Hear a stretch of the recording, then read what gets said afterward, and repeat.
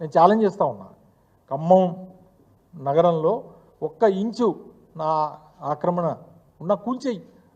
You are in the power, మీది కదా ప్రభుత్వం. ఈ హరీష్ రావు గారు ఈతో హరీష్ రావు గారి కంట వీరంట సూచన చేస్తారంట, ఈతో ఆదర్శంగా ఉండాలని చెప్పి హరీష్ రావు గారి దగ్గర ఉండి నా హాస్పిటల్ కూలగొట్టాలంట. అది హాస్పిటల్ 25 ఏళ్ళు అయింది కట్టి. ఓకే, ఎన్నో ప్రభుత్వాలను చూసింది, ఎన్నో కుట్రలను చూసింది. కానీ నా హాస్పిటల్ ఉండేదేమో ఖమ్మానికి నార్త్ సైడ్, ఒక సుక్క నీళ్లు రాలే ఆడికి. నిజంగా ఆక్రమణలో ఉంటే మరి మునగాలి కదా.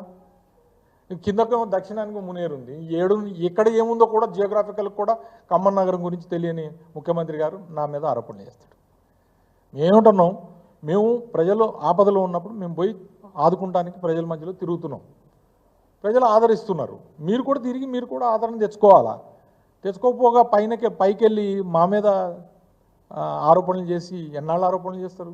ఎలక్షన్లప్పుడు ఇట్లనే పిచ్చి పిచ్చి ఆరోపణలు చేసి తర్వాత ఎలక్షన్లు అయిపోయిన తర్వాత మీ ప్రభుత్వం వచ్చాక ఇప్పుడు ఖమ్మంలో వచ్చి చిట్చాట్లో కూర్చొని కేసీఆర్ గారు 2000 కోట్లు ఇవ్వాలని చెప్పి బాధ్యతారహితంగా మాట్లాడటం. కేసీఆర్ గారు ఇస్తారా 2000 కోట్ల రూపాయలు వరద సాయం? మీరెందుకున్నారు మరి ప్రభుత్వం ఉండి?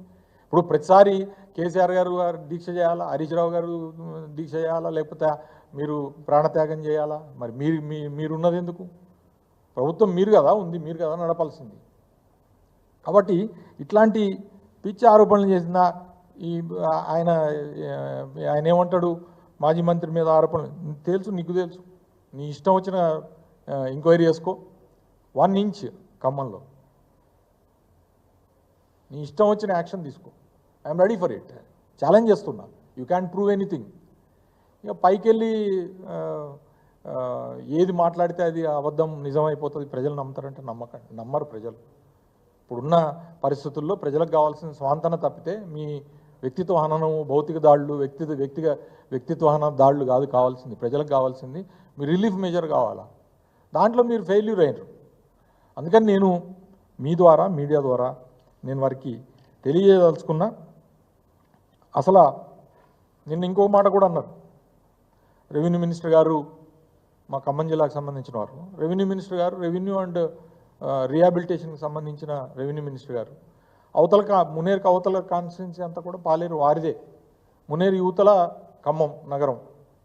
సో వారిద్దరికి సంబంధించిన నియోజకవర్గాలు, ఈ 2 మునిగిన నియోజకవర్గాలు ఇప్పుడు ప్రాతినిధ్యం వహిస్తున్నాయి.